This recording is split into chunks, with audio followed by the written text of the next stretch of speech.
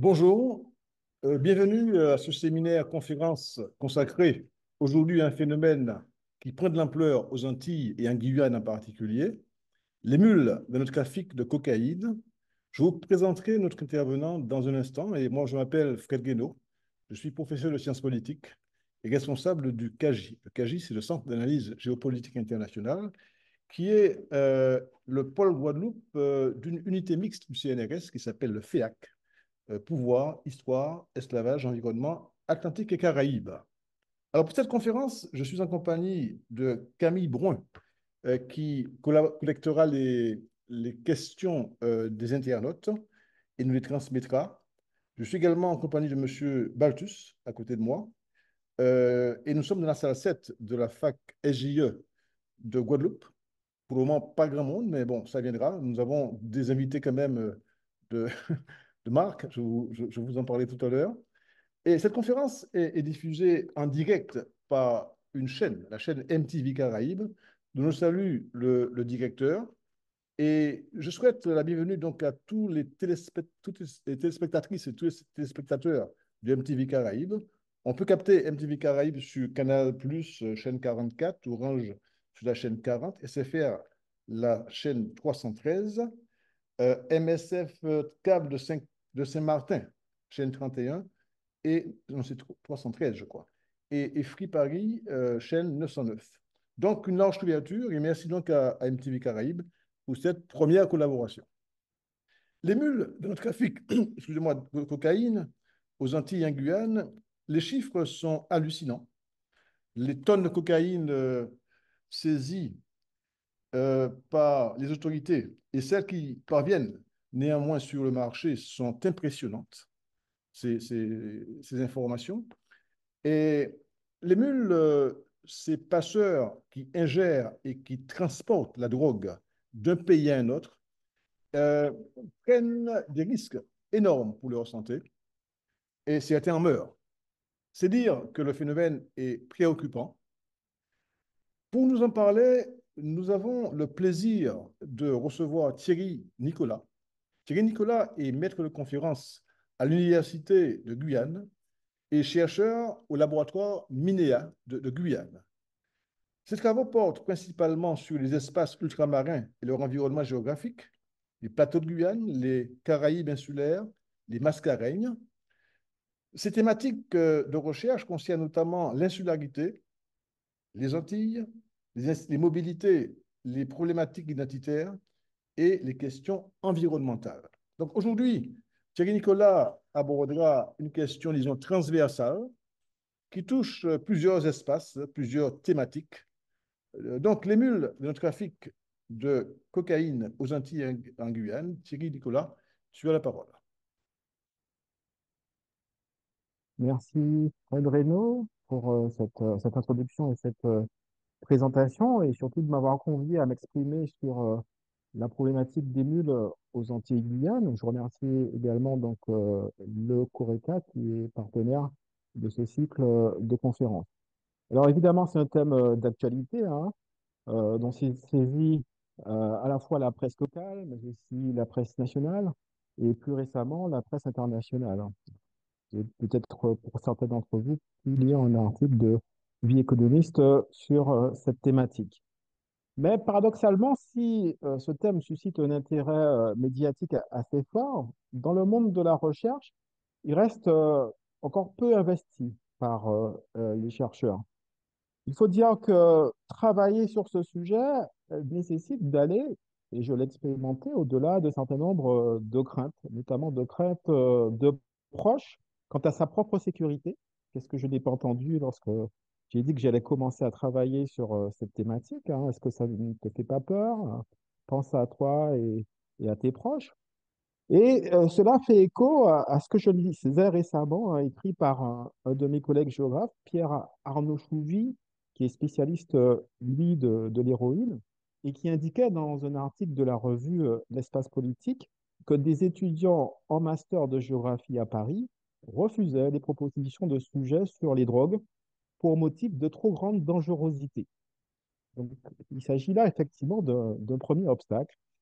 Et le second obstacle est lié au fait que finalement cette thématique apparaît comme finalement un objet scientifique difficile à appréhender, ce que je qualifierais d'objet scientifique non identifié, que l'on a finalement du mal à rattacher à une discipline des sciences sociales. Alors, on ne sait pas finalement si c'est la sociologie qui doit s'en saisir, ou plutôt l'anthropologie, ou encore la géographie. D'ailleurs, lorsque l'on cherche le terme nul sur les portails spécialisés en sciences humaines et sociales, eh bien, on s'aperçoit finalement que les occurrences sont extrêmement réduites.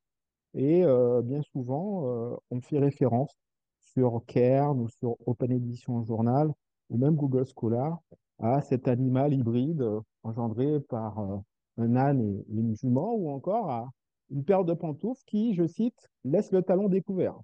Donc effectivement, on s'aperçoit qu'en termes de recherche, finalement, c'est un thème qui n'a pas fait l'objet de publications importantes. Et c'est cela qui explique que un certain nombre de collègues aux Antilles-Guyane n'aient pas forcément travaillé sur cette thématique et qu'à titre personnel, j'ai pris du temps également avant de m'intéresser à ces personnes qui, moyennant finance, vont intégrer ou insérer dans leur corps des ovules de cocaïne ou encore transporter cette cocaïne dans leur valise ou sur leur corps ou dans leurs cheveux.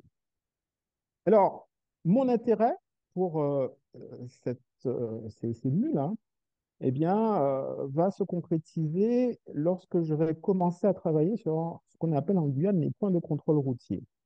Ils se situent sur les deux principales routes nationales, hein, la RN1 et la RN2, qui relient Cayenne, le centre du territoire, hein, aux frontières orientales et occidentales de la Guyane. Et je me suis rapidement rendu compte que les PCR qui étaient alors situés donc à Irakubo et à Regina, au-delà du contrôle de l'immigration, avaient aussi pour fonction le contrôle des marchandises illicites, hein, notamment l'or issu de l'orpaillage illégal, mais aussi donc la cocaïne. Et donc, je me suis inscrit dans une catégorie qu'un chercheur qui s'appelle Éric Léonard a qualifié de chercheurs qui ont fait une rencontre circonstancielle avec la problématique de la drogue dans le cadre d'une recherche d'une portée plus large.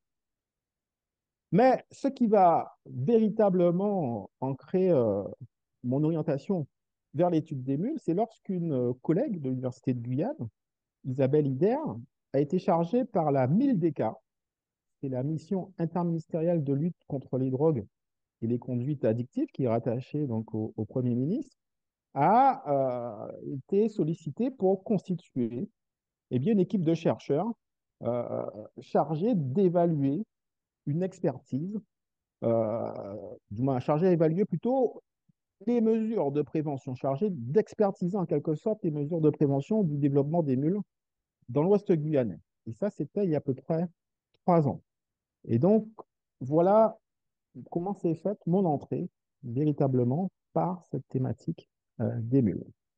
Alors, pour essayer de mieux comprendre ce développement des mules ces dernières années aux Antilles et en Guyane, je vous propose de replacer cette thématique dans un cadre plus large. Eh bien, ce cadre, c'est tout simplement celui de l'internationalisation du trafic de cocaïne. Pour bien comprendre le développement des bulles, effectivement, et l'internationalisation du trafic de cocaïne, il faut garder en tête que cette production part d'un arbuste, qu'on appelle alors soit le cocaïer ou l'arbre à coca, qui s'épanouit entre 300 et à peu près 2000 mètres d'altitude. Je vais d'ailleurs vous partager un, un diaporama qui vous permettra justement eh bien, d'avoir une vision de ces fameux cocaïers ou arbres à coca. Effectivement, ce cocaïer ou arbre à coca hein, est produit dans les régions d'îles et en particulier dans 3 pays. il n'existe que trois pays dans le monde dans lesquels, effectivement, eh bien, cet arbuste peut se développer, s'épanouir. Il y a évidemment la Colombie, que tout le monde connaît, hein, et à laquelle on pense dès lors qu'on évoque la cocaïne, mais il faut aussi rajouter le Pérou et bien évidemment la Bolivie. Alors, lorsqu'on parle d'internationalisation prise par le trafic de cocaïne, eh bien, il faut penser que l'on en est finalement à la troisième phase de ce mouvement. La première phase, elle est assez tardive. En tout cas, de mon point de vue, je la considère comme assez tardive puisqu'elle date de la fin du dernier tiers du 19e siècle. Parce qu'effectivement, contrairement à ce qu'on pourrait penser, eh bien, les feuilles de coca, hein, qui constituent l'intérêt du cocaïer, n'ont pas fait l'objet, eh bien, d'un véritable commerce, notamment durant la période coloniale. On s'attendrait effectivement, comme d'autres plantes ou arbustes, à ce que, eh bien, durant la période coloniale, les feuilles de coca soient exportées, notamment vers les métropoles coloniales. Et c'est un peu surprenant parce que finalement, ces feuilles de coca étaient connues par les populations amérindiennes depuis plus de 5000 ans comme étant eh bien, des éléments qui permettaient de lutter contre la fatigue ou encore les effets du froid. Et bien que les Espagnols en avaient la connaissance de ces vertus, eh bien, les feuilles de coca ne vont pas faire l'objet d'une production importante en vue d'être exportées durant la période coloniale. Et donc, il faut attendre eh bien, la seconde moitié du 19e siècle pour véritablement parler d'une internationalisation eh bien, des dérivés issus du cocaïer et en premier lieu eh bien, de ces feuilles de coca qui se développent par le biais eh bien, de boissons aromatiques. C'est véritablement les boissons aromatiques qui donnent le coup d'envoi du développement de la production euh, de feuilles de coca à l'international. Et en particulier, eh bien, ce vin qui a été créé par un Corse qui s'appelle Angelo Mariani, qui a l'idée de laisser macérer les feuilles de coca dans du vin de Bordeaux et parvient à créer en 1863 ce vin qu'il va appeler de son nom, et bien tout simplement le vin Mariani. Et le succès va être tel que eh bien, ce vin va dépasser les frontières de l'Hexagone, va s'exporter notamment aux États-Unis, à tel point qu'entre 1863 et 1885, eh bien, il va devenir le plus grand utilisateur de coca andine dans le monde. Alors, ce, cet Angelo Mariani va aussi être imité. Dès lors que son produit connaîtra un succès aux États-Unis, il va notamment être imité par un Américain qui s'appelle John Pemberton, hein, qui va reprendre la recette de Mariani, mais qui va enlever le vin, mais rajouter de la noix de coca et de l'eau gazéifiée. Et donc, il va proposer une nouvelle boisson qui va permettre de soulager de l'épuisement physique et moral qu'il va nommer dans un premier temps, eh bien, tout simplement le French wine coca. Puis, en fait, il va choisir d'associer les deux termes euh, donc, qui constituent les ingrédients principaux de cette boisson. Et il va créer donc, ce qu'on appelle le Coca-Cola, qui donc, est cette fameuse boisson rafraîchissante avec un goût si particulier. Et donc là aussi, le Coca-Cola va connaître, à l'image du vin Mariani, un succès très important. Alors, parallèlement au succès donc, des feuilles de coca, hein, eh bien, on s'aperçoit que toujours dans ce dernier tiers du 19e siècle, des chercheurs, essentiellement des chimistes et des pharmacologues, vont s'attacher à extraire le principe actif des feuilles de coca. Et c'est notamment au chimiste allemand, Albert Niemann, hein, que l'on doit eh bien, la réussite, une réussite majeure, hein, qui est celle qui va consister à isoler des feuilles de coca une substance cristalline blanche et sans odeur qu'il va nommer la cocaïne. Ensuite, c'est un jeune neurologue autrichien et fondateur par la suite de la psychanalyse qui va populariser et vanter les effets de la cocaïne, hein.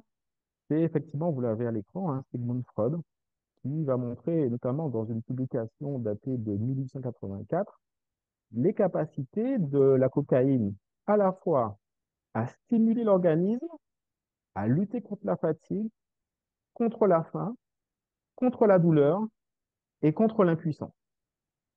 Et Sigmund Freud voit véritablement dans la cocaïne, hein, eh bien, une substance médicamenteuse qui va être amenée à combler une lacune dans l'arsenal des médicaments dont dispose la psychiatrie à l'époque. Eh bien, en premier lieu, eh bien, faire avancer les recherches sur les substances qui sont capables de modifier le comportement normal des individus et en second lieu sur les substances qui sont capables de soulager la maladie mentale.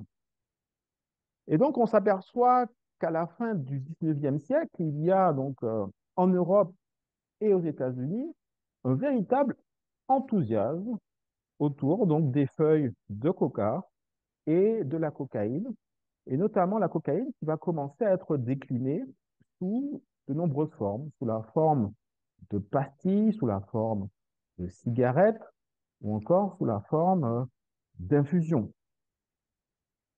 Mais au début du 19e siècle, on s'aperçoit que progressivement, la cocaïne va commencer à être appréhendée comme un produit qui, à l'image de l'opium et de ses dérivés, notamment la morphine et l'héroïne, engendre ce qu'on appelait à l'époque une toxicomanie, c'est-à-dire un phénomène qui avait été observé par les médecins militaires à la fin du 19e siècle et qui avaient constaté que de nombreux soldats qui avaient fait un usage abondant de certains produits comme la morphine ne pouvaient plus se passer de leur dose.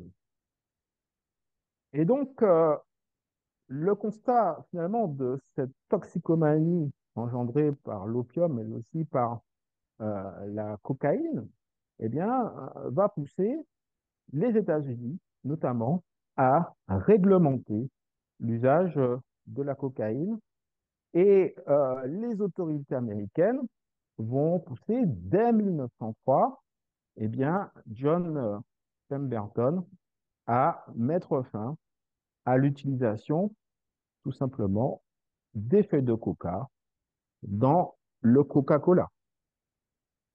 On observe aussi que les États-Unis, mais aussi le Royaume-Uni, vont inciter un certain nombre de pays, dont la France, l'Allemagne, les Pays-Bas, le Portugal, l'Italie, la Russie, la Chine, le Japon, la Perse et le Royaume du Siam à régler, à réglementer plutôt ce commerce, ainsi que celui de l'opium et de la morphine.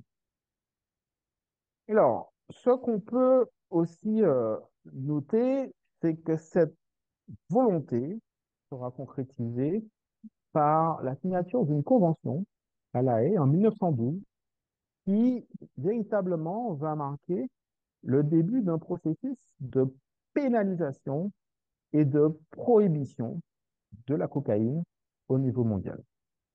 Et donc, ce processus va tout simplement faire de la cocaïne un produit marginal qui ne va plus constituer un problème de santé publique. Et cela va mettre véritablement fin à ce que j'appelle la première vague d'internationalisation eh bien, des feuilles de coca et de la cocaïne. Alors, la deuxième vague d'internationalisation eh bien, de la cocaïne intervient à partir de la seconde moitié des années 70 et surtout au début des années 80. On observe en effet aux États-Unis le développement eh bien, de la consommation de cocaïne, essentiellement sous deux formes. En premier lieu, sous la forme pure, donc la forme de la poudre blanche dans des familles de classe moyenne et bourgeoise. Mais surtout, on voit se développer ce qu'on appelle la cocaïne basée, qui est de la cocaïne à laquelle on va rajouter une base, soit de l'ammoniac ou du bicarbonate de soude, pour la rendre fumable.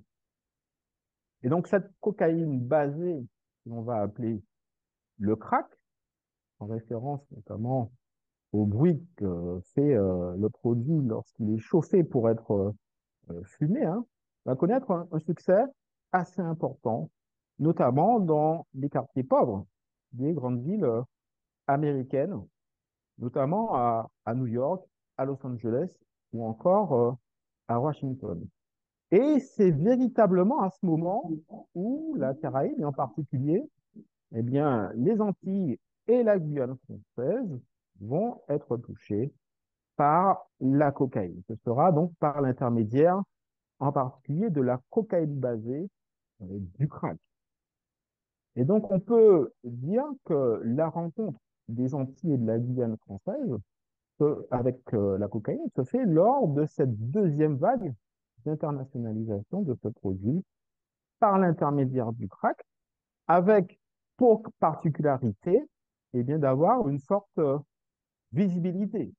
Parce qu'en réalité, si le nombre de consommateurs n'est pas forcément très important, on l'estime à l'époque à moins de 1% de la population donc des Antilles françaises ou de la Guyane, il est très visible, ce phénomène de consommation du crack, car il va occuper des espaces de circulation, notamment les centres-villes des principales agglomérations antillaises et guyanaises.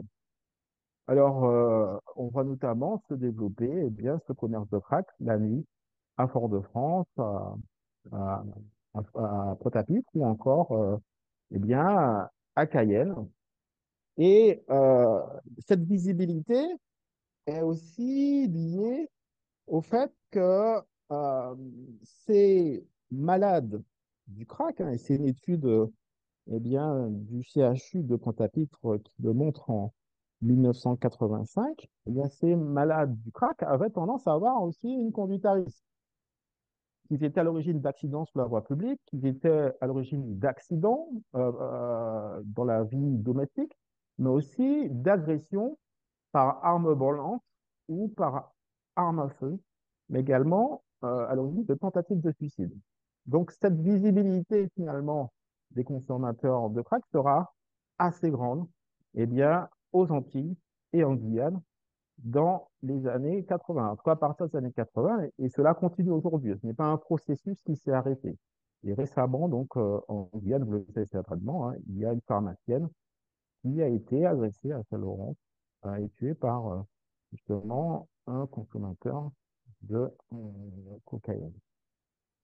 Alors, l'Europe, à ce moment-là, sera également concernée, mais dans une proportion bien moindre que les États-Unis.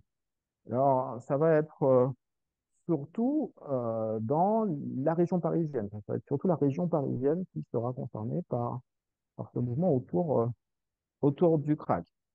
Alors, la réponse, finalement, à cet essor de la consommation, donc à la fois de cocaïne pure et de crack, va surtout venir des États-Unis, qui doit faire face à une augmentation du nombre de décès par overdose, mais aussi à une pression que fait peser la consommation de cocaïne sur le système de santé, avec à l'époque une propagation très forte du virus du sida qui se fait par l'intermédiaire des toxicomanes, une propagation également de l'hépatite C et de toute une série de maladies transmissibles par le sang. Cela pèse aussi sur le système de santé américain du fait du coût des cures de désintoxication et du fait également de l'apparition de ce que certains chercheurs ont appelé à l'époque des crack babies, des bébés du crack. Et les chercheurs à l'époque faisaient miroiter le fait qu'à terme, ces enfants qui étaient nés de mères consommatrices de crack pouvaient représenter un danger pour la société. À côté de cela, il y avait bien évidemment cette idée que la violence qui était générée par eh bien, la croissance du trafic de cocaïne eh bien, représentait une menace pour la société dans son ensemble. Alors, cette réaction des États-Unis va prendre la forme d'une déclaration de guerre à la drogue qui a été proclamée en 1986 par le président de l'époque, Ronald Reagan. Alors, sur le plan intérieur, tout d'abord, cette guerre va passer par le renforcement de l'arsenal répressif. Il va mettre notamment en place des peines planchées pour les condamnations liées à la possession et à la vente de drogue. Par exemple, la vente de 5 grammes de crack va être condamnable à une peine d'au moins 5 ans de prison. Et cette politique va faire des émules ailleurs, notamment en France, où sous la cohabitation, eh bien, le garde des Sceaux de l'époque, Albin Chalandon, eh bien, va mettre en place un plan anti-drogue qui prévoit donc une répression accentuée à l'égard des trafiquants et qui prévoit également la mise en place de prisons spéciales pour les toxicomanes. Alors, au niveau intérieur toujours, si on s'intéresse aux États-Unis, la guerre contre la drogue va également se traduire par l'octroi de nouveaux crédits destinés à la prévention de la consommation de cocaïne. Et donc, il y aura des projets d'information dans les établissements scolaires et des initiatives locales, finalement, afin d'empêcher les enfants de vouloir essayer la drogue. Mais surtout, à partir de la fin des années 80, les États-Unis, eh bien, vont commencer à mener une guerre acharnée au trafic de drogue en dehors de leurs frontières. En premier lieu, en bloquant les routes d'approvisionnement du marché intérieur avec un effort significatif qui va être porté sur la mer des Caraïbes, qui a été durant cette deuxième vague d'internationalisation une zone de transit important.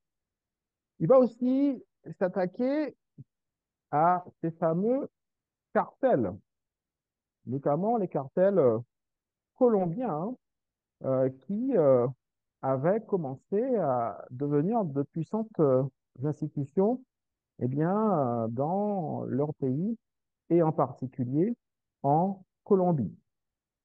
Et il va notamment s'attaquer à deux puissants cartels, le cartel de Medellín, qui va, donc, ça va déboucher notamment sur la mort de Pablo Escobar en 1993, mais aussi un autre grand cartel, le cartel de Cali. Et dans d'autres pays, comme la Bolivie, bien les Américains vont aider les forces de police à mettre en place des opérations, notamment pour détruire les laboratoires de cocaïne. En Bolivie, par exemple, dans la région de Santa Cruz, et une des opérations les plus fameuses, c'est l'opération Au Fourneau, qui a apporté un coup sévère eh bien, à la production de cocaïne en Bolivie. Et on remarque aussi qu'à partir de 1999, à la fin donc, des années 90, les États-Unis vont aussi lancer ce qu'on appelle le plan Colombie.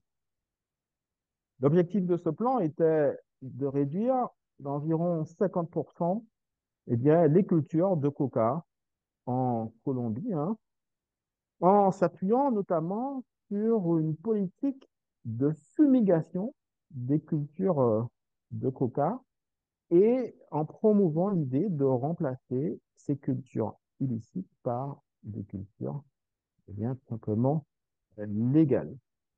Donc, avec cette guerre menée à la drogue en interne, mais aussi à l'extérieur, notamment dans les pays producteurs, eh bien, la production de cocaïne va se stabiliser dans les années 2000, hein, autour de 1000 à 1200 tonnes, hein, et on verra même une baisse s'opérer, eh bien, au milieu des années 2010.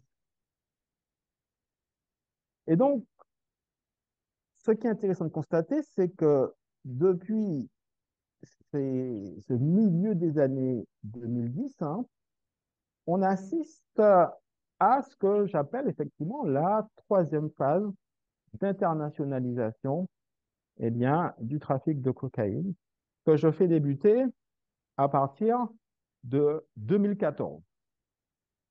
Cette troisième phase d'internationalisation du trafic euh, de cocaïne se caractérise par quoi? Elle se caractérise en premier lieu par, eh bien, une hausse très rapide de la production de cocaïne dans les trois pays que l'on a évoqués jusqu'à présent, puisque la production de cocaïne va tout simplement doubler en l'espace de 6 ans, hein, entre 2014 et 2020. On va passer d'à peu près 1000 tonnes, hein, pardon, d'à peu près 1000 tonnes, hein, à près de 2000 tonnes en 2020, hein, 1982 tonnes précisément. Donc on voit effectivement comment, eh bien, cette hausse de la production va être quand même assez spectaculaire.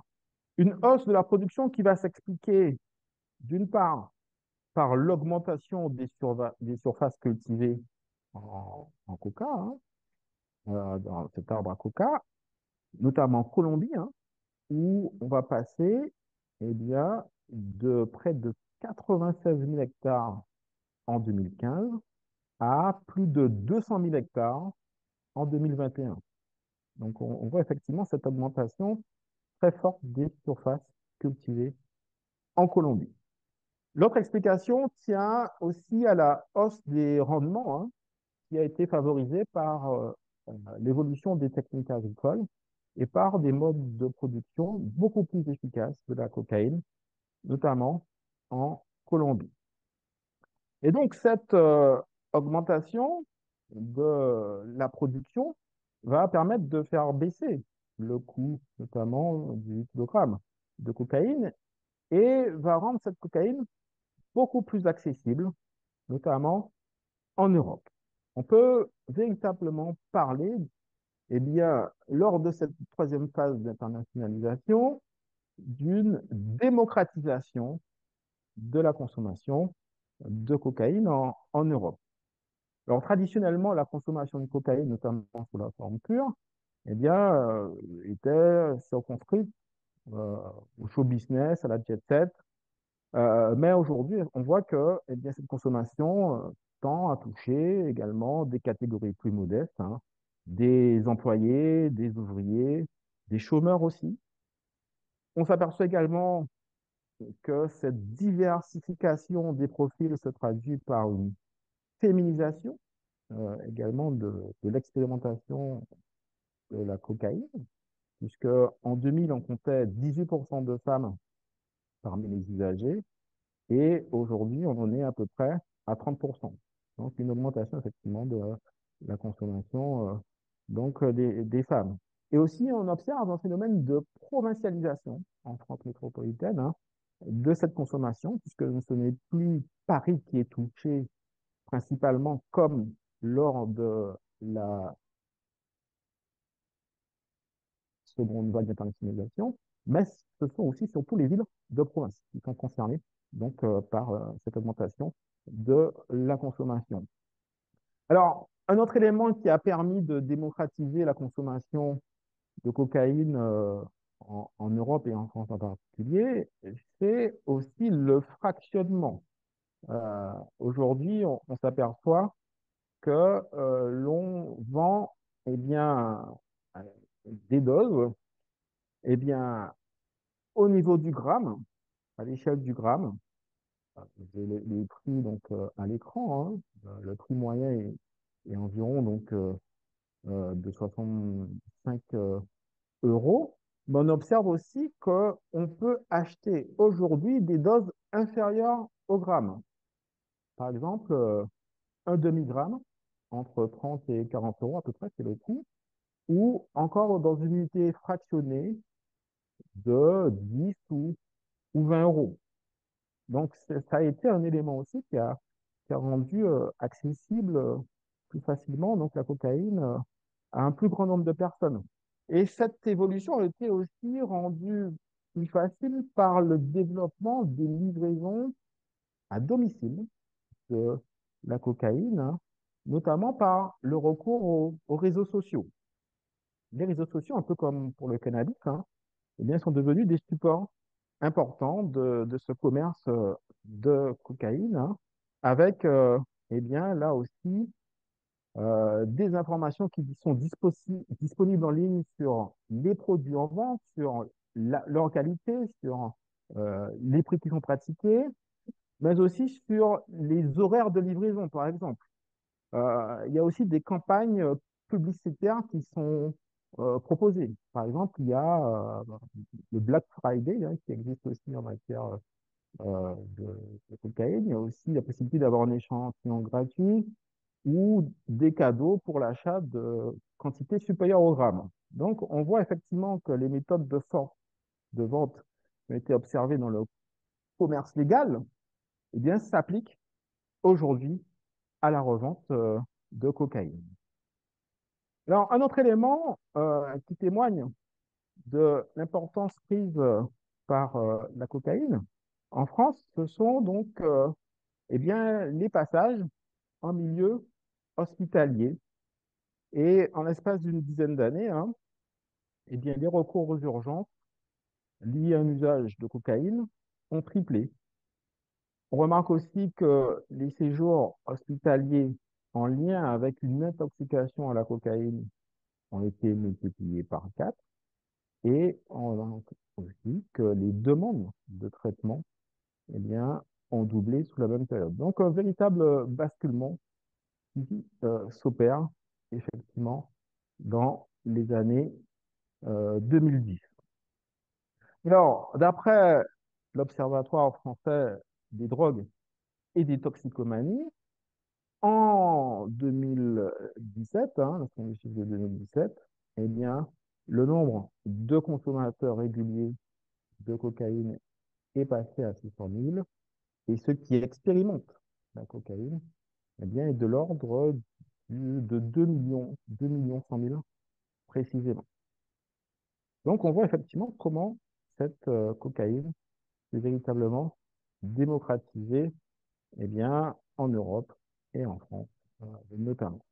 Autre élément qui témoigne de l'importance prise par la cocaïne en Europe et en France, ce sont les quantités de cocaïne saisies, hein. C'est une autre façon d'apprécier le développement eh bien, de ce trafic qui a augmenté de manière là aussi assez sensible à partir de la seconde moitié des années 2010, hein. Et on voit que les saisies ne cessent d'augmenter, hein. On en est quasiment aujourd'hui à plus de 240 tonnes, ce qui représente à peu près 15 à 16% de la quantité totale de saisies dans le monde. Alors, cette augmentation au cours de ces dernières années a un peu rebattu les cartes, hein, puisque l'Espagne, qui était donc la principale porte d'entrée eh bien, de la cocaïne en Europe, est désormais devancée par la Belgique et très largement. Vous voyez, la Belgique se distingue des pays suivants hein, de l'Union européenne, puisque la Belgique se situe à près de 52 tonnes, et en particulier dans un port unique hein, qui effectivement présente des chiffres très, très importants, c'est le port d'Anvers. Ensuite, on retrouve donc en deuxième position l'Espagne, les Pays-Bas également, qui était un pays, une porte d'entrée, donc conserve leur troisième place, et surtout la France. On voit la France qui remonte dans le classement, hein. Si on prend la moyenne des saisies sur 4 ans sur la période 2016-2020, eh bien, on s'aperçoit que la France se situe désormais en quatrième position avec 14,3 tonnes saisies sur cette période 2016-2020. Et les derniers chiffres, les plus récents, ceux de 2021, montrent déjà qu'on a dépassé les 20 tonnes saisies par an et que en 2022, on était effectivement à 27 tonnes, 27,7 tonnes saisies en France. Donc, on voit qu'il s'agit de nombre de saisies incomparablement supérieurs au nombre que l'on pouvait observer au début des années 2000, au début du siècle, où le chiffre était eh bien tout simplement d'environ 2 tonnes.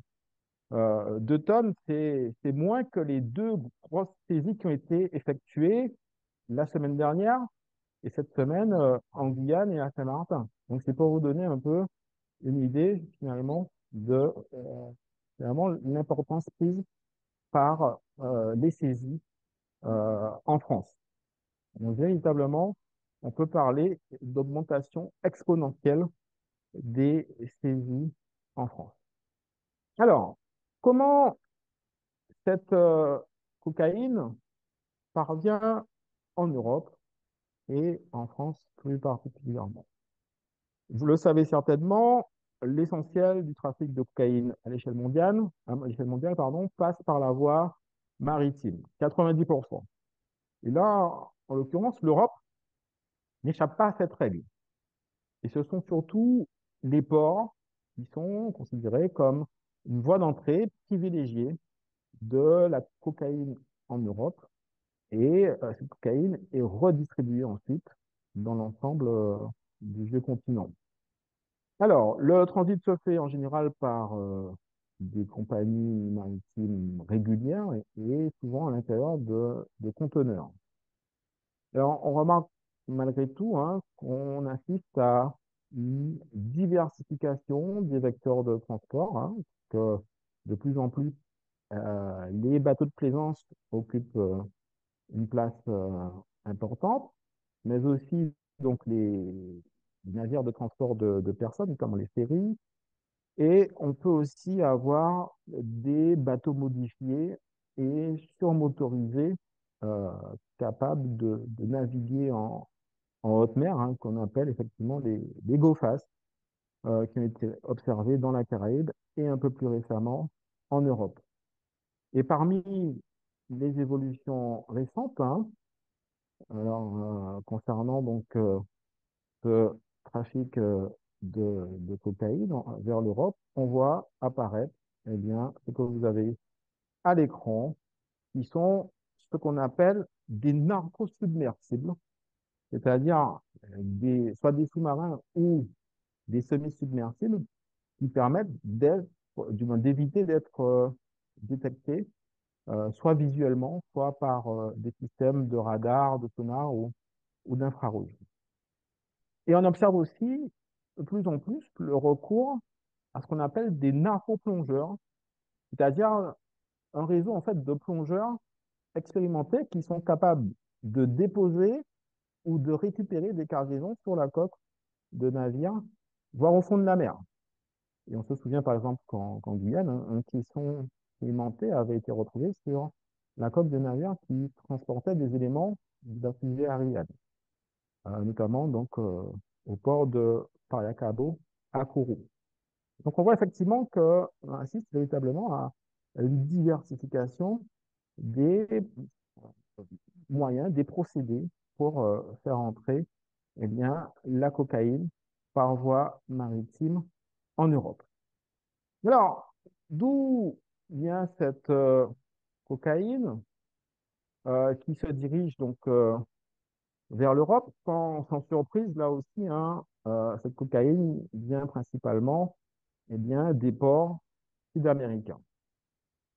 Alors, si on se base sur les quantités de cocaïne saisies dans les ports européens ou les ports à destination de l'Europe, il y a un pays qui se distingue aujourd'hui très largement par rapport aux autres qui apparaissent véritablement comme l'un des principaux hubs de cocaïne à destination de l'Europe, eh bien, c'est tout simplement, je pense que vous le voyez sur la carte, compte tenu du nombre de connexions qu'a ce pays vers l'Europe, eh bien, c'est tout simplement le Brésil qui, aujourd'hui, donc, se situe très largement en tête, avec, eh bien, près de 71 tonnes saisies, hein, donc c'est le chiffre le plus élevé, donc en Amérique du Sud, hein.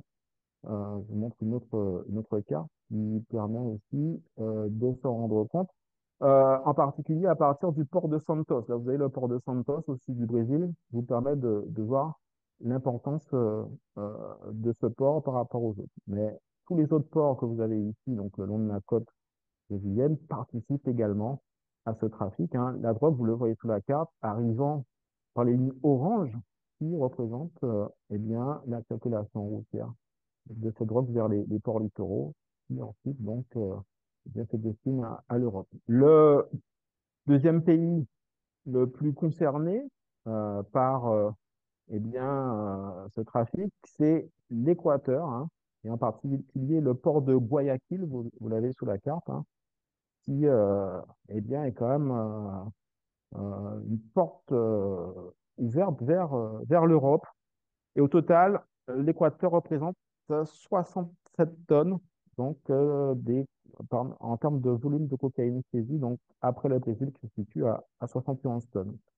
En troisième lieu, sans surprise, on retrouve la Colombie avec environ 32 tonnes, avec à l'écran, je ne sais pas si vous le voyez, le port de Santa Maria, mais bien évidemment, vous avez également d'autres ports qui sont situés sur eh bien, la façade caraïbe de la Colombie, notamment le port de Carthagène.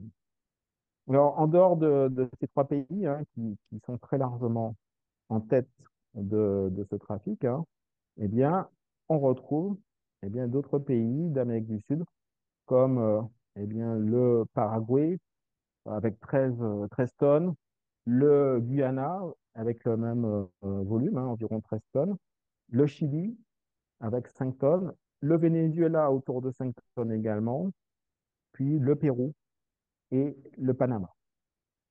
À côté donc de l'Amérique du Sud et de ses ports, il y a ce qu'on appelle des zones de transbordement. Et parmi ces zones de transbordement, il y a évidemment l'Amérique centrale et les Caraïbes, hein, qui sont devenus donc au cours de ces dernières années des relais importants finalement de ce commerce vers l'Europe. Alors en Amérique centrale, il y a un pays qui se distingue très largement par rapport aux autres, c'est le Costa Rica, hein, qui représente aujourd'hui près de 20 tonnes en termes de volume de saisie opérée. Alors, si on s'intéresse maintenant à la Caraïbe, aux îles plus précisément, eh bien, on s'aperçoit que c'est surtout la République dominicaine qui se distingue, avec environ 7 tonnes interceptées vers l'Europe, et aussi donc toute une série eh bien, de territoires européens situés dans la Caraïbe.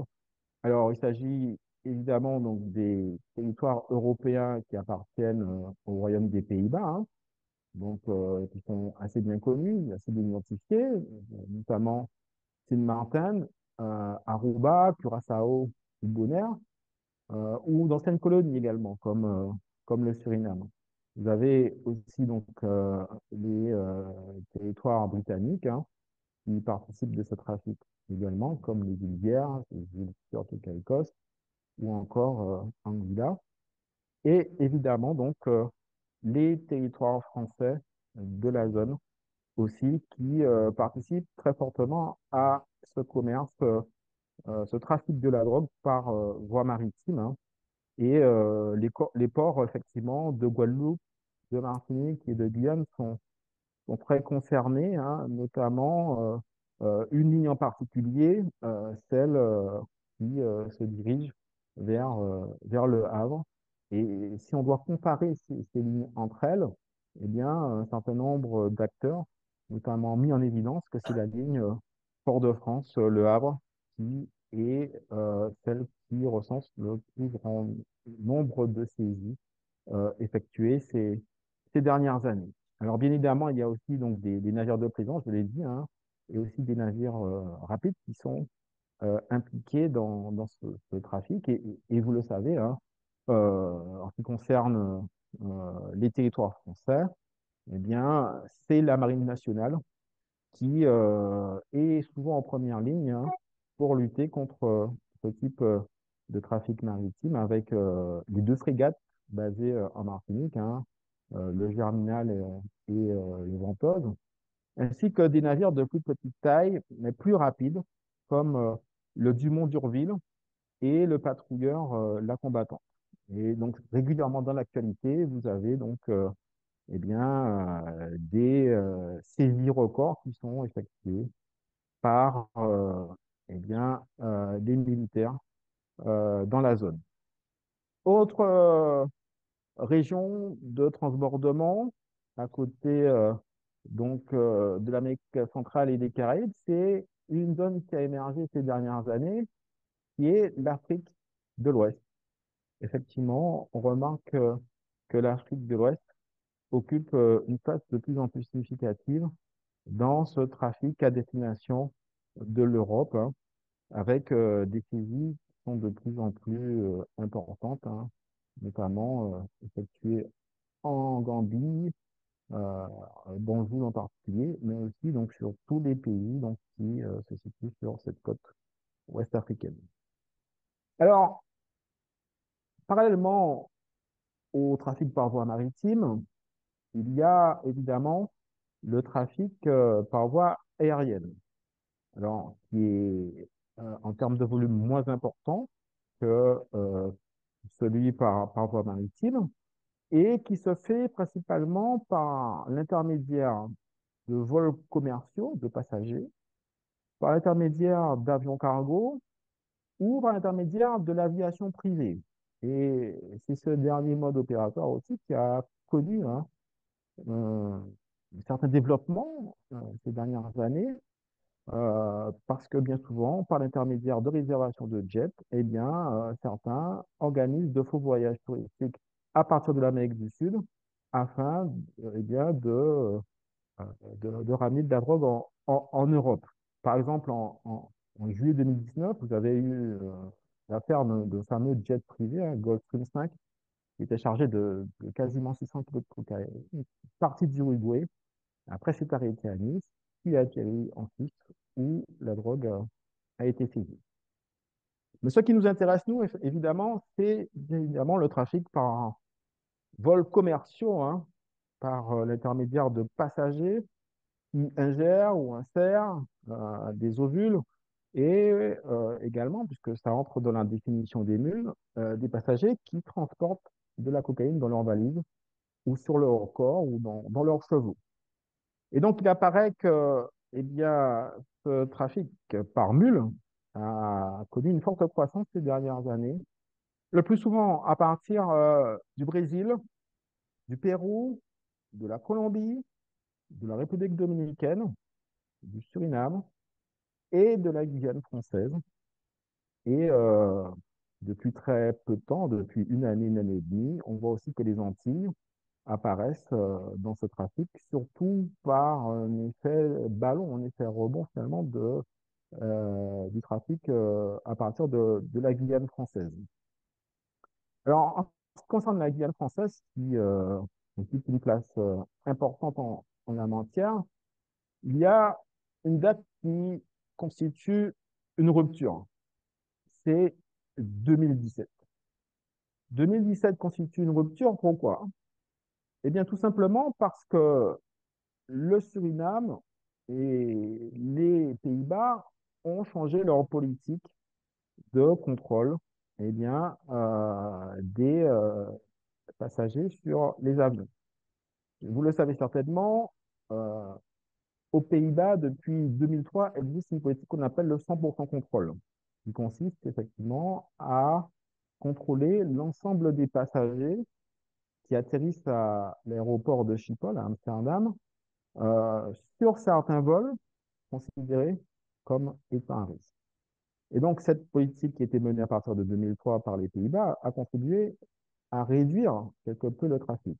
Mais au milieu des années 2010, le trafic est reparti à la hausse, si bien que les Pays-Bas ont dû prendre une nouvelle mesure qui a consisté à fouiller les bagages des passagers à leur insu. Jusqu'auparavant, eh bien, on ouvrait les bagages devant, les douaniers ouvraient les bagages devant les passagers.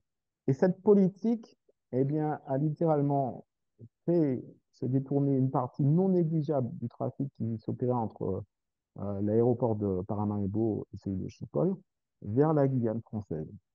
Un graphique peut-être pour illustrer ce que je dis sur l'évolution des passeurs interpellés en Guyane française et à Paris, dans les aéroports, soit de Roissy, soit d'Orly.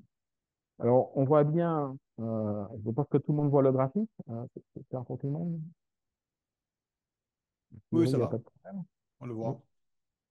Alors, on voit bien effectivement que le trafic par l'intermédiaire de passeurs augmente de manière régulière entre 2014 et 2017. On passe notamment de 183 à environ 356 interpellations en Guyane française et de 48 à 252 à Paris.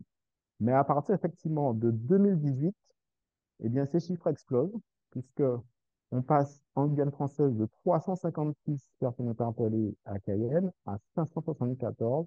Et surtout, à Paris, on passe de 252 personnes interpellées à près de 775. Donc, en une année, eh bien, les chiffres ont été quasiment multipliés par 3 pour les aéroports parisiens, pour Orly, et ont ainsi dans une moindre mesure. Et on voit que ces chiffres sont restés relativement élevés, notamment en 2019 et de manière très surprenante en 2020 et en 2021. Alors pourquoi je dis de manière très surprenante? Parce que à partir de 2020, on entre dans l'épidémie de Covid qui ralentit très fortement eh bien, l'activité du transport aérien. Certains vols sont supprimés en Guyane et on voit des mesures de limitation avec des motifs notamment impérieux apparaître. Et malgré cette limitation du trafic aérien, on voit que le nombre de mules interceptées dépasse les 1000 en 2020 et en 2021.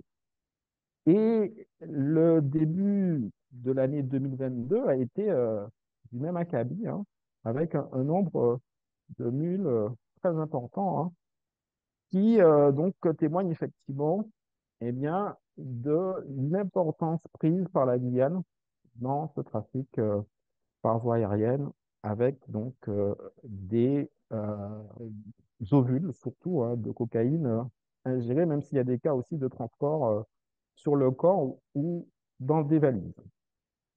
Alors, qui sont ces personnes? Qui sont ces mules qui sont concernées par ce trafic? Alors, au départ, et sans surprise, on me dirait, il s'agissait surtout de personnes originaires du Suriname, mais aussi de l'Ouest guyanais. Mais progressivement, au cours de ces dernières années, on a observé une diversification du recrutement, hein, avec une augmentation notamment de mules féminines, accompagnées d'enfants, parfois de femmes enceintes, hein. On a vu apparaître aussi également des mules touristiques. Alors, ce sont souvent des personnes qui viennent de quartiers défavorisés de l'Hexagone, qui participent à un double trafic, donc qui viennent en Guyane en ramenant donc, de la résine de cannabis à l'aller et qui repartent en métropole avec de la cocaïne. Puisque en Guyane, c'est davantage le cannabis qui est consommé, même si on l'a dit tout à l'heure, hein, il existe encore de la consommation de crack, hein, mais le cannabis est davantage consommé que la cocaïne. Alors, ce sont souvent des personnes qui ont des revenus modestes ou qui sont sans revenus, qui sont peu diplômés et qui sont approchés par des trafiquants qui leur proposent des sommes variant entre 3 000 et 8 000 euros à peu près pour prendre un des deux vols quotidiens vers, vers Paris. Alors, le record enregistré à ce jour en termes de saisie, en termes de poids, c'est 2,5 kg, hein, c'est quand même très important, hein. Et en termes de nombre d'ovules ingérés, c'est 245. Mais en moyenne, eh bien, ça tourne plutôt autour du kilo. Et ces ovules sont ingérés le plus souvent grâce à un anesthésiant pour faciliter la déglutition. Et parfois aussi, ça s'accompagne de certains rituels, hein, qui sont mis en place pour protéger, entre guillemets, le candidat au transport de cocaïne lors de son arrivée à Cayenne ou à Paris. Alors, comme je l'ai dit tout à l'heure, hein, eh bien, là aussi, compte tenu de la politique qui a été mise en place récemment, eh bien, une partie de ces mules ont choisi de se diriger vers les Antilles parce qu'il n'y a pas les mêmes contrôles que se rend aux Antilles. Alors, face à ce phénomène en forte croissance en Guyane, eh bien, les autorités ont mis en place un certain nombre de mesures. Alors, en premier lieu, ce sont des mesures de prévention à l'entrée dans le transport de produits stupéfiants. Et donc, c'est notamment la MILDECA que j'évoquais tout à l'heure, qui est souvent à l'origine eh bien, de ces actions, hein. J'ai notamment un film qui a été réalisé qui s'appelle eh bien, Aller sans retour, qui présente justement donc des actions menées par la MILDECA, mais qui montre aussi à quel point eh bien, les jeunes peuvent être influençables. Donc, le public de ce type de film, c'est surtout les jeunes. Il y a une action aussi préventive qui est menée auprès du public scolaire dans les lycées et les collèges, avec des associations comme l'Incatige. Certaines associations aussi sont impliquées, comme l'association Trop Violence, qui développe des stages de sensibilisation eh bien, au trafic de stupéfiants, avec la nomination notamment d'ambassadeurs. Et aussi, on voit apparaître des interventions d'animateurs et d'éducateurs spécialisés dans des quartiers défavorisés de l'Ouest guyanais. Parallèlement à ça, les autorités aussi ont cherché à renforcer leur capacité d'investigation en accroissant les effectifs de l'Office anti-stupéfiants, de l'OFAST, mais aussi on cherchait à renforcer la coopération policière, douanière et judiciaire avec les pays voisins et en particulier donc le Suriname. Les autorités aussi ont accentué les contrôles au niveau des frontières fluviales sur le fleuve Maroni, mais aussi sur le fleuve Oyapock. Une attention aussi a été portée à ce que j'évoquais au début de la conférence, au PCR, au point de contrôle routier, qui aujourd'hui se sont davantage spécialisés dans la recherche de stupéfiants. Il y a quelques années, il s'agissait plutôt de contrôler l'immigration. Aujourd'hui, le point de contrôle routier qui est installé à la Petite Maravilla, à la sortie de Saint-Laurent, est venu remplacer eh bien, le poste d'Irakubo. Lutter contre les mules aussi passe évidemment par une surveillance plus poussée dans les aéroports, avec renforcement des contrôles. Alors, dans les aéroports, enfin, dans l'aéroport de Cayenne, a été mis en place notamment un scanner à ondes millimétriques pour détecter eh bien, la cocaïne sur le corps, par exemple. Et surtout, les autorités ont dupliqué les mesures mises en place par les Néerlandais. Une des politiques phares, finalement, a été la politique du 100% contrôle qui a été mise en place à partir de juin 2022 en Guyane et qui s'assimile, on va dire très largement, à une politique de refoulement. Il s'agit en réalité de contrôler l'ensemble des passagers de l'aéroport de Cayenne, dans un premier temps, on va contrôler leur pièce d'identité, et ensuite, dans un second temps, d'identifier des personnes susceptibles d'être des mules. Il y a un profilage qui s'opère et ces personnes sont dirigées vers un bâtiment spécial où elles font l'objet d'un questionnaire censé conforter ce profilage.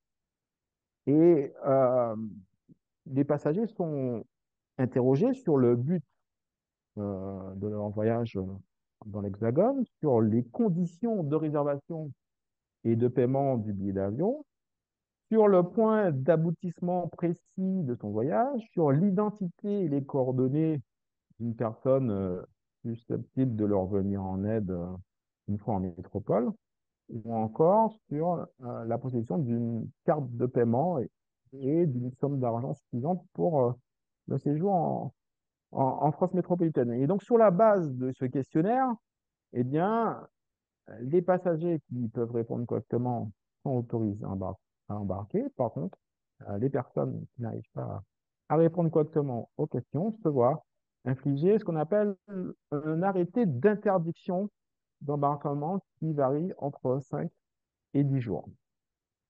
Et donc, alors, si vous voulez quelques chiffres hein, pour mesurer l'ampleur de ces arrêtés d'embarquement, entre le 31 octobre 2022 et le 31 octobre 2023, ce sont près de 10 000 de ces arrêtés qui ont été délivrés. Donc, c'est un nombre quand même assez important à comparer, notamment eh bien, aux chiffres qui ont été fournis récemment. Vous savez que eh bien, cette même politique a été dupliquée en Guadeloupe et en Martinique, notamment en Guadeloupe, hein, où les chiffres font état depuis mars 2024 d'une trentaine d'arrêtés. Donc, effectivement, on n'est pas dans le même ordre de grandeur, hein, où on est quasiment à 1000 arrêtés par mois en Guyane française et quelques dizaines simplement aux Antilles. Alors, on peut, pour terminer, s'interroger sur les limites de la politique de lutte contre les mules mise en place depuis quelques années. Alors, on s'aperçoit, pardon, que finalement, les sanctions qui sont prononcées ne sont pas forcément dissuasives. Dans un rapport parlementaire du Sénat, hein, une chercheuse, Gueda Guadio, met en évidence que chez les femmes qu'elle a pu rencontrer dans l'univers carcéral, finalement, ces femmes se sont adaptées à la prison. Et finalement, que la détention n'apparaît pas comme une solution pour ce type de personnalité. Certains aussi font état de difficultés de financement, notamment en matière de prévention. C'est par exemple la porte-parole de l'association Trop Violence, Yvonne Gouard, qui signale qu'elle n'a pas reçu, par exemple, de subventions malgré les actions qu'elle a menées de la part de la MILDECA. Autre élément mis en évidence aussi, le fait que ceux qui sont chargés de mettre en place ces mesures de prévention développent une vision caricaturale des recruteurs et des trafiquants, notamment dans les films. Ils présentent ces recruteurs comme étant agressifs et méchants, alors que finalement, dans la réalité, il ne s'agit pas de ce type de profil. On s'aperçoit aussi qu'il y a des difficultés d'ordre linguistique, notamment du fait que dans l'Ouest guyanais, eh bien, les langues principalement parlées sont des langues bushinangé. Et donc, effectivement, lorsqu'on recourt au français, il peut y avoir des problèmes de compréhension du message de prévention. Autre limite qui concerne cette fois le profilage opéré lors des opérations de 100% contrôle. Certains critiquent le fait que le profilage est souvent basé sur des critères physiques, en particulier des critères raciaux. Alors, cela n'est pas forcément étonnant, puisque lorsque la politique du 100% contrôle a été mise en place aux Pays-Bas, eh bien, on avait assisté au même phénomène. Il y a, par exemple, un rapport du Bureau de discrimination du Maryland qui montre bien que bien souvent les personnes qui étaient arrêtées étaient des personnes eh bien, de couleur de peau plus foncée. C'est écrit noir sur blanc dans ce rapport de 2014. Donc on retrouve effectivement eh bien, cette réalité d'un profilage qu'on va qualifier d'ethnique et racial qui a été donc là aussi dénoncé par des associations comme Trop Violence ou par le député David Riemann et qui s'appuie par exemple sur une des décisions qui a été cassée par le tribunal administratif hein, de Cayenne où l'arrêté s'est appuyé sur le fait que la personne présentait des lèvres craquelées et blanches, la langue jaune, qu'il avait le regard fuyant ou avait une mauvaise haleine. Donc voilà, toute une série de critères qui constituaient une forme de discrimination aux yeux donc du tribunal administratif et aux yeux également donc du député David Riemann. Donc on voit effectivement comment cette notion de profilage ethnique et racial s'est invitée dans cette politique du 100% contrôle. Deuxième élément qui constitue une limite assez remarquable de ce 100% contrôle, c'est que les trafiquants mettent désormais en œuvre des politiques de contournement, des stratégies de contournement. En fait, ils ont peu à peu infiltré l'écosystème aéroportuaire guyanais. Donc, ces trafiquants comptent de plus en plus sur le personnel des aéroports pour faire passer de la cocaïne, sur des employés aussi des compagnies aériennes, sur les agents de sécurité ou sur les employés de prestataires de services. Et on assiste même au développement de ce qu'on appelle une corruption de basse intensité, notamment de policiers. Vous avez certainement entendu parler de ces 11 policiers qui ont été mis en examen en juin 2023 en Guyane pour avoir permis à des mules de récupérer de la drogue cachée dans le faux plafond des toilettes de l'aéroport de Cayenne. Et cette corruption aussi passe par la fourniture d'informations, par le renseignement qui permet finalement aux trafiquants d'adapter eh bien, leur stratégie. Et les travaux ont montré que ce sont souvent les policiers adjoints qui sont en première ligne, hein, ces contractuels qui sont formés en 4 mois et recrutés sans condition de diplôme, qui sont payés environ 1 500 € net par mois, qui constituent un point de vulnérabilité de cette politique donc, mise en place par l'État. Et enfin, je voudrais terminer sur un phénomène qui concerne plus la perception ou la conception de l'aéroport, puisqu'avec la politique du sans contrôle, sur l'ensemble des vols transatlantiques, on assiste à une forme à ce que j'appelle low-costisation de l'aéroport.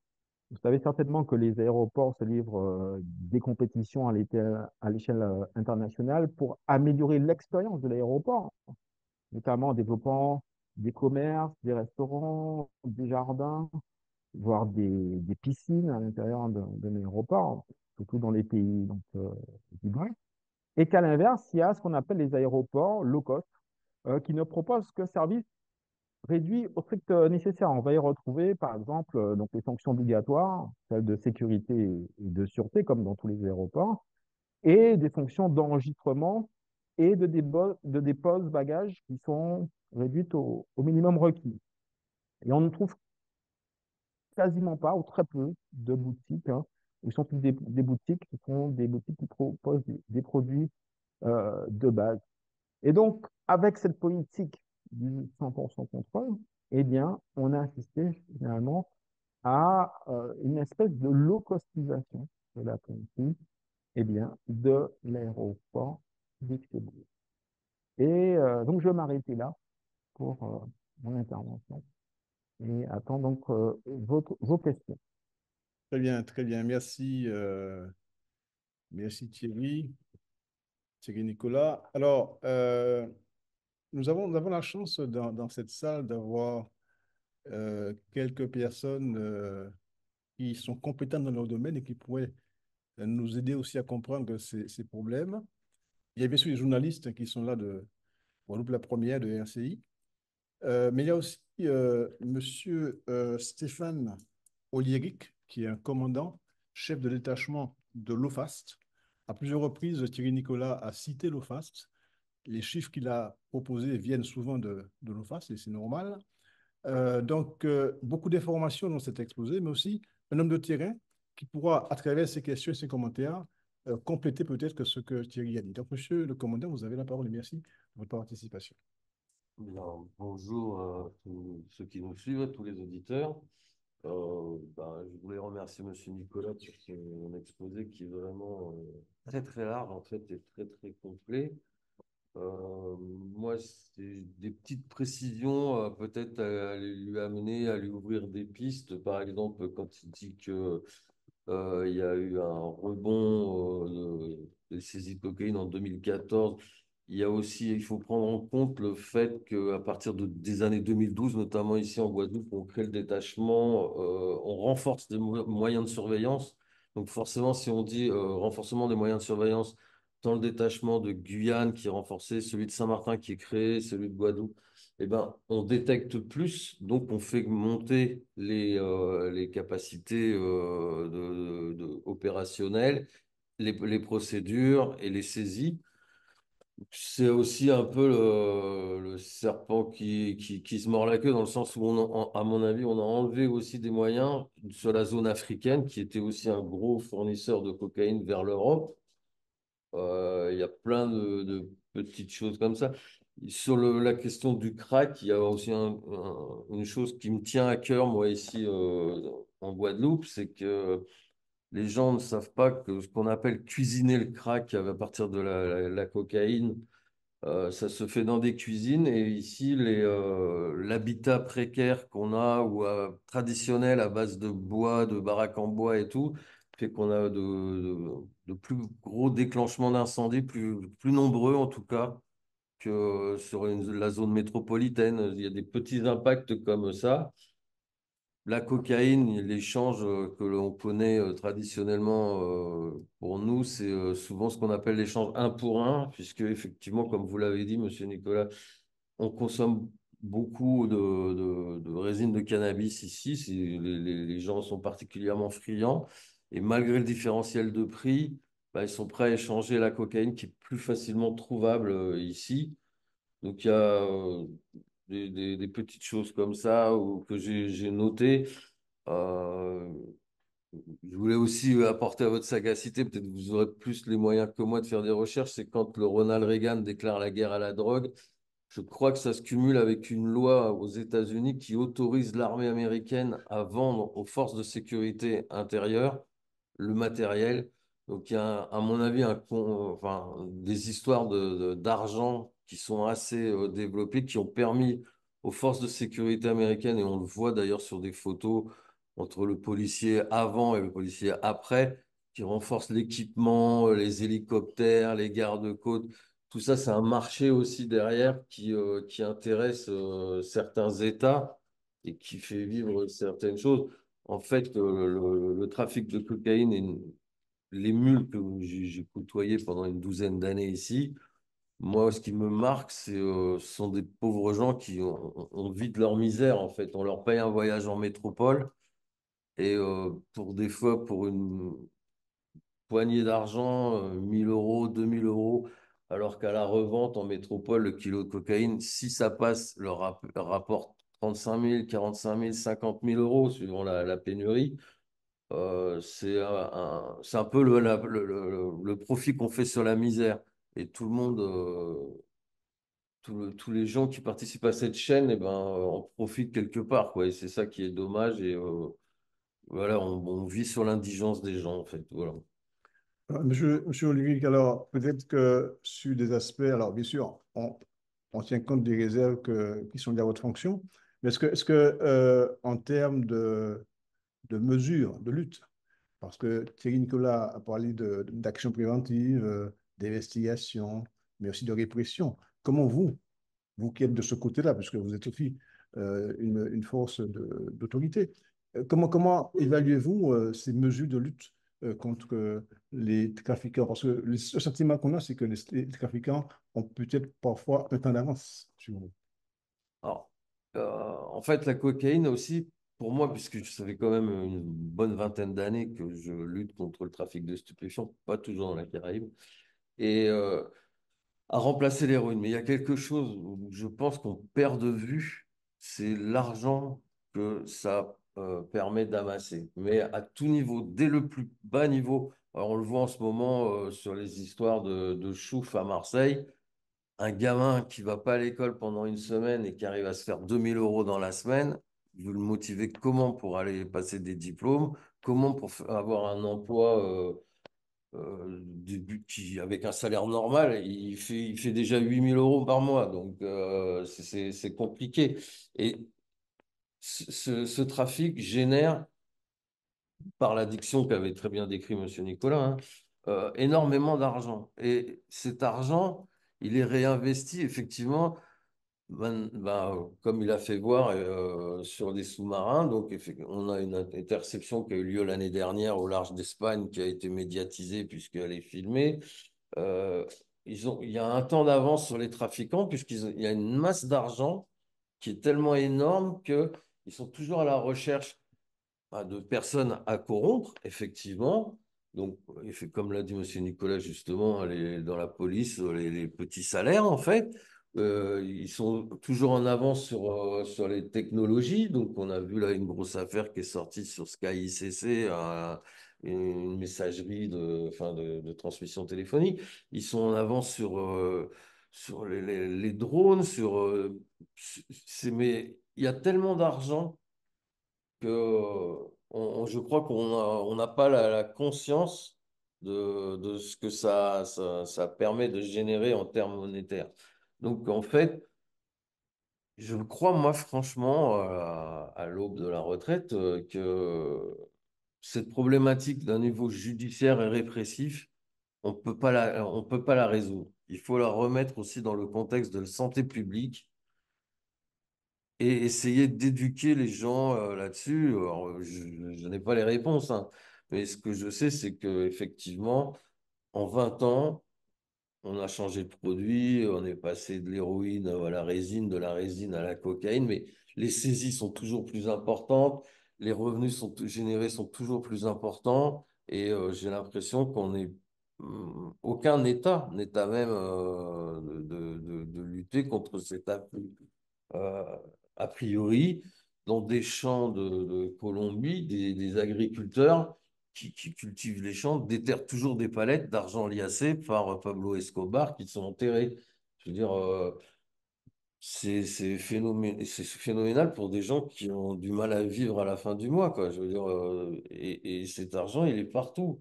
On voit régulièrement maintenant des grosses têtes du trafic arrêtées à Dubaï, bon, ben, je pense qu'il faut recentrer le débat sur la prévention, sur la santé publique et de ne pas trop axer sur enfin, pas tout axer, il en faut aussi, mais pas tout axer sur la répression et le judiciaire, puisque j'ai pas l'impression qu'on gagne vraiment à l'arrivée. Et ça commence à se dire, alors peut-être pas souvent des policiers, mais dans la magistrature notamment, j'ai entendu il y a pas longtemps un magistrat pour qui j'ai un énorme respect, avec qui j'ai beaucoup travaillé, Marc Trévidic le dire, et d'autres magistrats sur Marseille.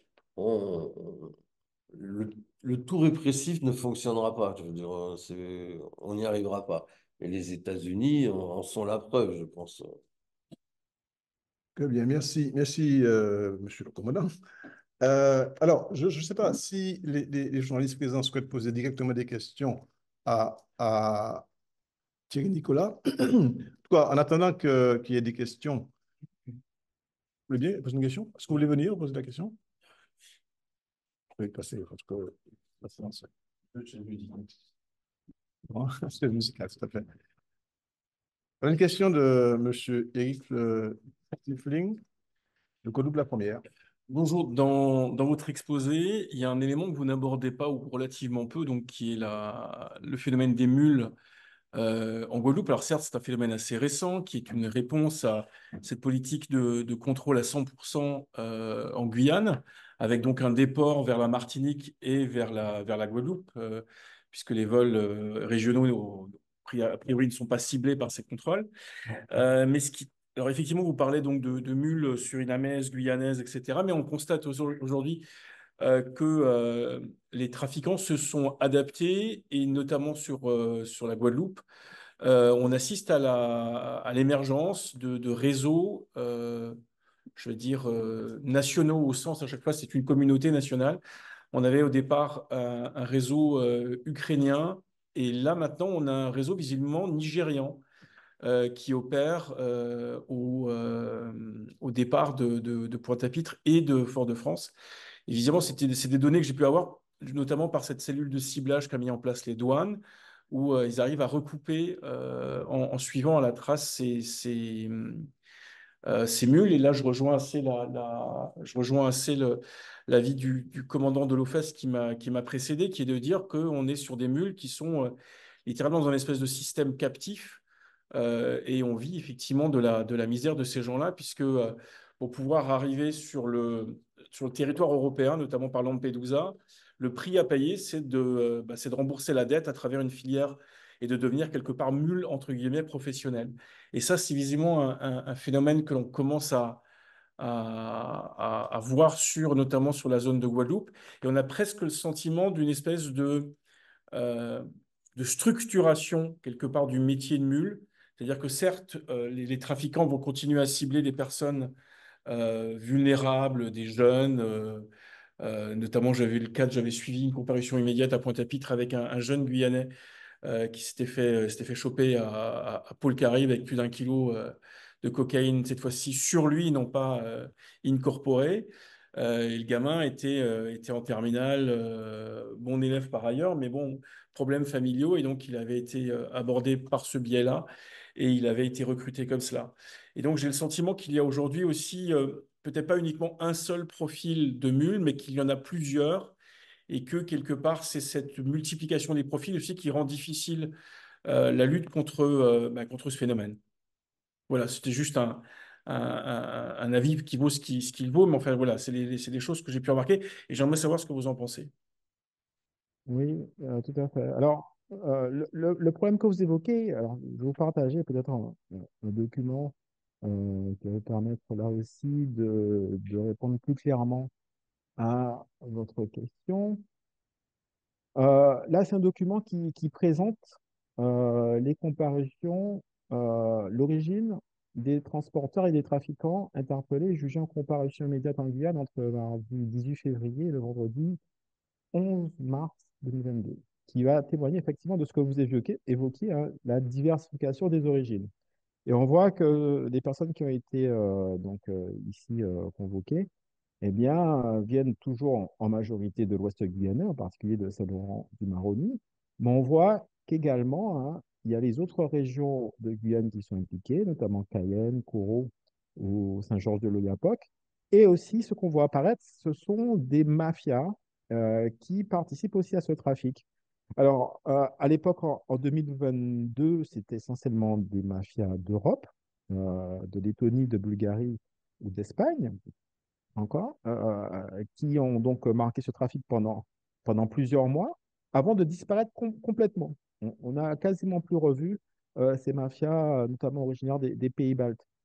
Ensuite, vous l'avez précisé, on a vu apparaître ces mafias originaires donc, d'Afrique de l'Ouest, en particulier du Nigeria, ces derniers mois. Mais on rappelle que le commandant de l'OFAS me dira le contraire, mais d'après les derniers éléments dont je dispose, eh bien, à l'image des mafias d'Europe, eh bien, ces Nigérians ont quasiment disparu là aussi. Donc, il y a une espèce de fugacité, en quelque sorte, des trafics, notamment par l'intermédiaire de nous, qui se met en place, qui fait que parfois, certaines mafias viennent faire des coups pendant quelques mois, puis quittent la destination. Et on le voit aussi en ce qui concerne Marseille également. Ok, très bien, merci. assez d'accord avec la question du coût, c'est-à-dire qu'ils sont présents pour une petite durée, enfin une durée quelque part jusqu'à ce que quelque part les forces de l'ordre mettent en place enfin, comprennent le système et mettent en place des mesures pour y réagir. Très bien, très bien. Merci. Alors, merci, Monsieur Knimpling, et merci Thierry. Alors, je ne sais pas s'il y a une question. J'ai vu qu'il y avait une main levée, mais je préférais que la personne transmette par écrit sa question.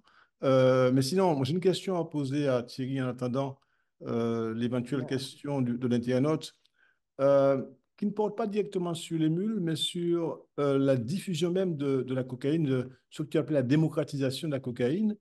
Euh, j'ai le sentiment que on n'est plus dans des zones urbaines. Alors, c'est vrai que tu as dit qu'on sort de Paris, on va dans les villes, encore les villes, mais l'urbain se diffuse. L'urbain se diffuse à la périphérie. Et donc, on a une périurbanisation de l'insécurité, comme dirait monsieur Balthus à côté de moi. Mais il y a aussi le fait qu'on consomme aussi à la périphérie, pas seulement dans les villes. Et puis, peut-être aussi mettre l'accent sur ce qui a été dit déjà, sur le lien entre la dimension sociale et le phénomène des mules. On l'a déjà dit, hein, on l'a répété, mais je pense qu'il faut insister dessus, parce que ce sont les gens dans le besoin qui sont utilisés comme mules. Et puis, il y a aussi le crack. En fait, tout le monde ne le consomme pas. Même si c'est à petite dose, il y a quand même la cocaïne, je veux dire. Le crack, c'est la cocaïne du pauvre. Et c'est là que ça fait des ravages. On sait le rôle des Jamaïcains, notamment dans les réseaux internationaux, mais chez nous aussi, il y a une consommation de crack qui fait des dégâts très importants. Donc voilà, justement des éléments, si tu veux réagir par rapport à ça, bien sûr. Oui, effectivement, hein, on insiste à une diversification des lieux de destination des mules guyanaises.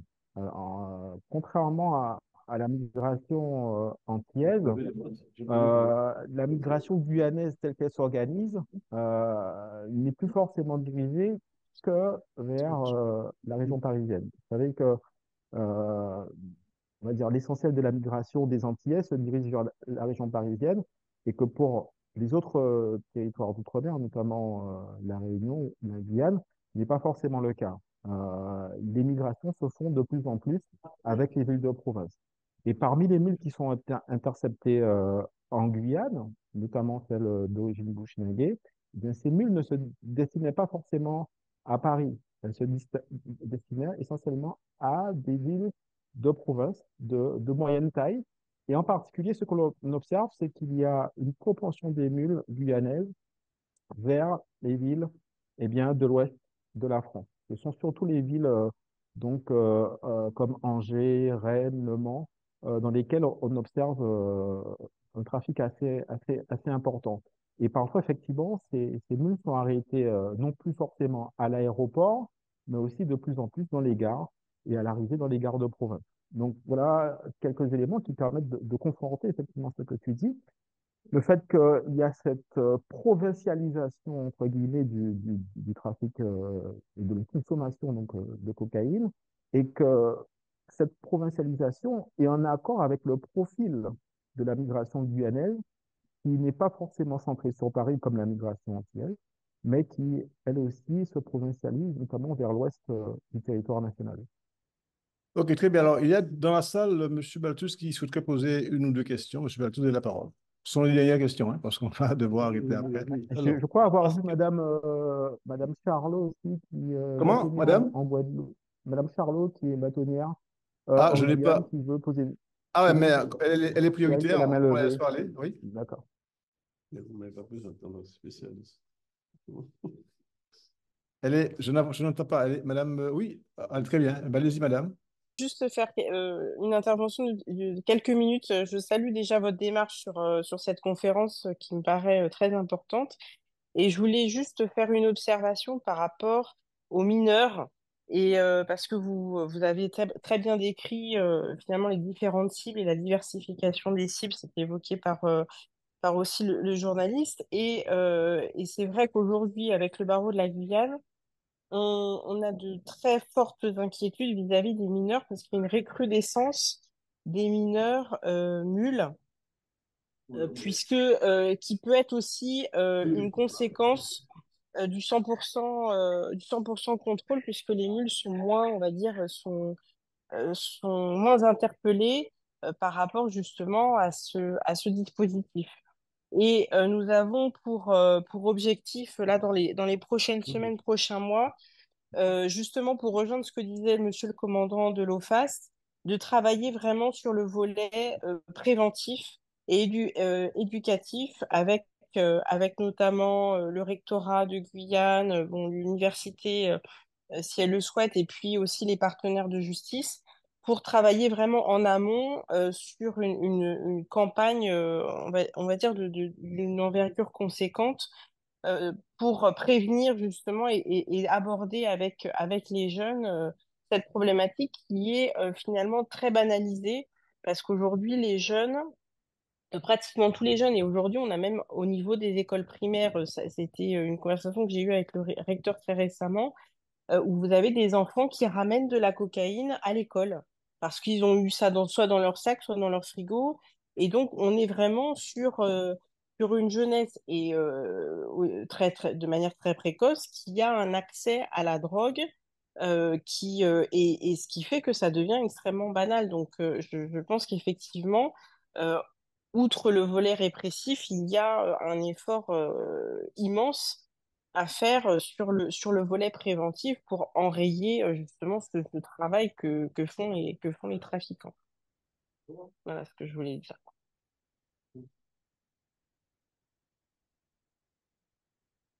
J'ai terminé. Merci beaucoup. Ah, je crois que Fred Reynaud a disparu. Oui, Est-ce que je peux Ah, oui. Alors, je juste confirme, je suis M. Baltus Ansberg, docteur en sciences politiques et membre du Centre d'analyse géopolitique internationale de l'Université des Antilles. Donc, spécialiste des questions de sécurité, de délinquance et de civilité. Alors, ma première question est la suivante. Quelles drogues sont les plus problématiques chez les jeunes? Et la deuxième question, quelles sont les principales raisons qui poussent les jeunes à se droguer? donc c'était les questions de M. Baltus. Est-ce que tu as des réponses à ces questions, Thierry? Oui, alors ce que je disais concernant la Guyane, c'est qu'effectivement, ce qui pose problème, un vrai problème de santé publique, c'est surtout la consommation de crack, qui est visible dans les centres-villes de Cayenne ou de Saint-Laurent et qui a été notamment à l'origine de drames récemment. Et alors, de ce qui ressort de dernier rapport, c'est que la consommation de cocaïne pure se, se développe, mais dans des proportions très, très modestes encore, et concerne davantage donc, des classes aisées. Mais effectivement, on l'a dit tout à l'heure, hein, le commandant l'a rappelé, c'est surtout la résine de cannabis qui connaît un franc succès avec un pour un, comme l'a signalé le commandant. Et c'est surtout donc ces drogues-là qui occupent le devant de la scène. Et la deuxième question, vous pouvez me la rappeler, c'est Deuxième question, la seconde question. Alors, quelles sont les principales raisons qui poussent les jeunes à se droguer? Quelles sont les principales raisons qui poussent les jeunes à se droguer? Alors, en ce qui concerne le crack, ce sont souvent des publics paupérisés, justement, qui habitent dans les centres-villes ou en périphérie donc, des centres-villes, et qui bien souvent n'ont pas d'horizon, et notamment d'horizon professionnel, et ils peuvent tomber très jeunes dans la consommation de crack. Parce que l'une des particularités aussi de la consommation de crack, c'est qu'elle touche globalement un public euh, plus jeune que la consommation de cocaïne pure. Donc, voilà quelques éléments que je peux mettre à votre disposition. Très bien, Thierry Nicolas. Merci beaucoup. Nous allons conclure et nous arrêter sur ces dernières remarques de Thierry. Nous allons remercier donc tous ceux qui ont participé à cette conférence, les journalistes qui ont été présents, qui ont contribué à ce débat, ainsi que Monsieur le commandant au lyrique. Merci beaucoup. Et puis alors, je précise également que MTV Caraïbes, qui nous accompagne dans ces conférences, va relayer également sur sa chaîne cette conférence qui sera de nouveau diffusée en replay sur la chaîne YouTube du KJ, mais également sur MTV Caraïbes. Donc, bonjour, merci à tous et au prochain débat. Merci, au revoir.